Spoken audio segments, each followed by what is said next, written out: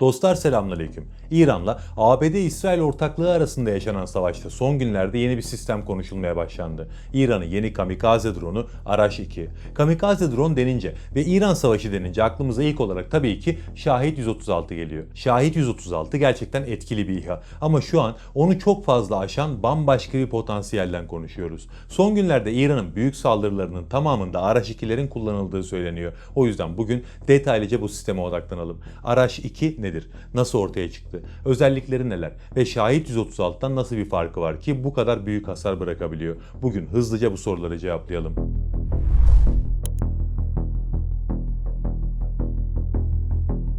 İran'la ABD-İsrail ortaklığı arasındaki savaş beklenenden çok uzun sürdü. Günden güne de sertleşerek devam ediyor. Son günlerde gözlemlediğim olay şu: eğer Trump bu savaştan rezil olmadan çıkmanın bir yolunu bulabilse şu an hemen çıkacak. Trump'ın baştaki hatası neydi? Orta Doğu'yu istediği gibi at koşturduğu Güney Amerika ile karıştırdı. İran meselesini de Venezuela gibi kolay bir şekilde halledebileceğini düşündü. Ama evdeki hesap çarşıya uymadı. İsrail açısından baktığınızda aslında çok değişen bir şey yok. Evet, Netanyahu Trump gibi değil. Savaşın devamını destekliyor. Ama onun da bunu desteklemesinin sebebi işin içinden çıkamıyor oluşu. Hem ekonomik hem de toplumsal anlamda bu kadar hasar aldıktan sonra bir şey elde etmeden geri çekilme şansı yok. İran tarafına baktığımızda da normalde bildiğimiz İran'dan çok farklı bir tablo ile karşılaşıyoruz. İran savaşa en başta ciddi bir bedel ödeyerek başladığı için şu an savaşın devamına istekli olan tek taraf. Zaten savaş devam ediyorsa bu İran'ın geri vites yapmamasıyla alakalı. Daha da önemlisi İran savunmayı tamamen bırakmış durumda. Düşmanın özellikle erken ihbar altyapısını büyük oranda çökerttiği için saldırılarını daha da şiddetlendiriyor.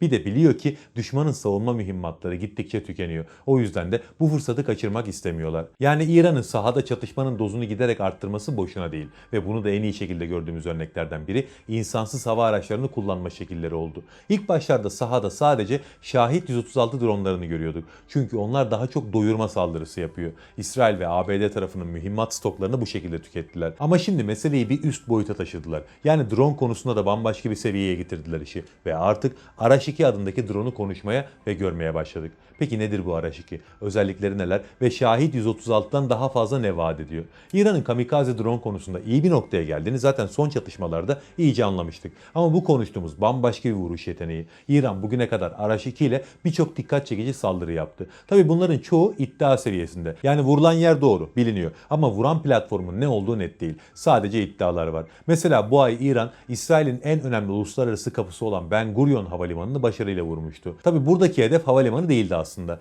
Bu havalimanı kompleksinin doğu kısmında İsrail Havacılık ve Uzay Sanayi tesisleri var. Esas hedef orasıydı ve başarılı da oldu ki saldırı ciddi anlamda ses getirdi. İşte bu saldırının bugün konumuz olan dronlarla yapıldığı söyleniyor. Aynı şekilde İran, İsrail'in hava savunma sistemlerinde kullandığı Yeşilçam yani Green Pine radarlarının üretim ve bakım tesislerini bu ay yine Arash-2 ile hedef aldı. Merkava tanklarının yerini alacak olan Kermel projesinin teknoloji merkezleri ve atölyeleri yine bugün konumuz olan Arash-2 ile vuruldu. İsrail Hava Kuvvetleri'ne ait araçların bakımlarının yapıldığı hangarlarda bu kamikaze drone saldırılarında ağır hasarlar aldı. En azından böyle olduğu iddia ediliyor. Sadece İsrail tarafı da değil, ABD tarafı da bu İHA'lardan nasibini aldı. ABD'nin bölgedeki radar altyapısı, erken ihbar sistemleri ve Körfez'deki üsleri balistik füzelerle birlikte Arash-2'lerle de vuruldu. Genelde operasyon şu şekilde planlanıyordu. Önce hedef alınan bölgeye onlarca Şahit 136 fırlatılıyor. Bunlarla bölgedeki hava savunma sistemleri iyice yoruluyor. Ardından balistik füzeler ve bugün konumuz olan Arash-2'ler devreye giriyor. Bu şekilde ciddi anlamda başarılı saldırılar yaptılar ve bu sistemin kullanımı aslında bir yandan da İran'ın savunmadan proaktif saldırıya geçtiğini gösteriyor. Çünkü şimdi özelliklerini konuşunca anlayacaksınız. Arash-2 Şahit 136 ile karşılaştırılmayacak kadar büyük bir potansiyel.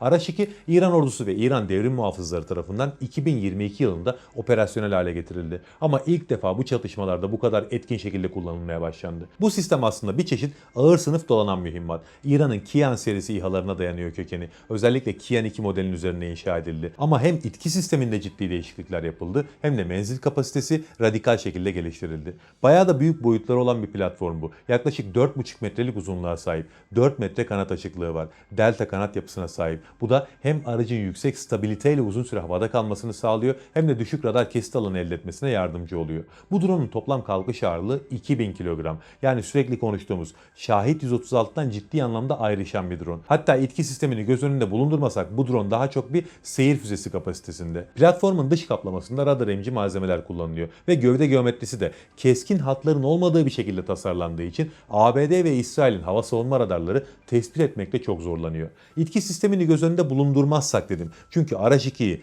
Kian 2'den ayıran en önemli fark itki sisteminin değiştirilmesi oldu. Kian 2 jet motorluydu. Araç 2 ise yakıt verimliliği ve menzil için pistonlu motorla donatıldı. Evet, aracın hızı jet motora göre ciddi anlamda düştü bu şekilde. Ama havada kalış süresi 30 saate kadar çıktı ve operasyonel menzili 2000 kilometrenin üzerine yükseldi. 180 kilometre ile 260 kilometre arasında bir seyir hızı var. Alçak irtifadan uçuyor ve yer şekillerinden yararlanıyor. Radar ufkunun altında yer şekillerini kullanarak ilerleyen bir mühimmat gerçekten hava savunma sistemlerinin kabusudur. Zaten bu kamikaze drone'un saldırılarda büyük oranda başarı sağlamasının en büyük sebebi de bu. Sistemin navigasyon ve güdüm sistemlerine baktığımızda da gerçekten gelişmiş bir potansiyel görüyoruz. Karmaşık ve çok katmanlı bir mimarisi var. Standart olarak ataletsel navigasyon sistemi ve GPS destekli uydu navigasyonu kullanıyor. Ama esas üzerinde durulması gereken kısım bu değil. Çünkü bu savaşta terminal safhada beklenmeyen bir yeteneğinin olduğu fark edildi. Bu kamikaze drone'un bazı varyantları radar sinyallerini tespit edip bu sinyallere otonom şekilde kilitlenebilen anti radyasyon arayıcı başlıkla donatılmıştı. Yani sadece koordinat bazlı bir saldırı aracı değil, aynı zamanda aktif radar istasyonlarını avlayan bir dolanan mühimmat bu.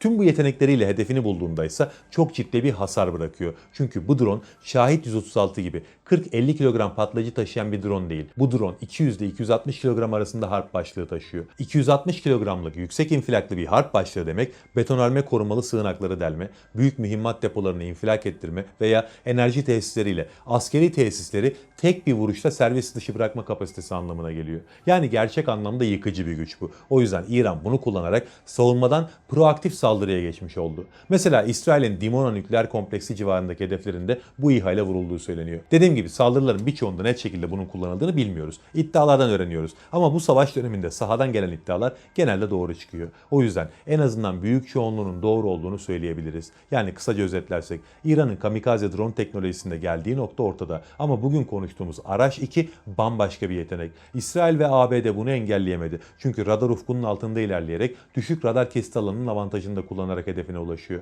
Klasik anlamdaki savunma sistemleri bu konuda çaresiz. İsrail bu sisteme karşı demir ışın, Iron Beam sistemini kullanmaya başladı. Yani lazer savunma sistemini. Ama defalarca başarılı saldırıların yapıldığını göz önünde bulundurursak kolaylıkla söyleyebiliriz ki demir ışın başarısız oldu. Gerçi zaten bunu İsrailli yetkililer de açıklamışlardı. Orta Doğu'nun tozlu ve nemli hava koşullarında lazer ışını dağılıyor. O yüzden sistemin etkinliği düşük diye raporlar hazırlanmıştı. Tabi bunlar işin detayları. Bizi ilgilendiren tek bir şey var. İsrail ve ABD şu an Araç 2 gibi sistemlerle yapılan saldırıları engelleyemiyor. Hatta bunlar yüzünden baş edemeyip geri çekilmek zorunda kalırlarsa bu saatten sonra gerçekten şaşırmam. Allah'a emanet olun.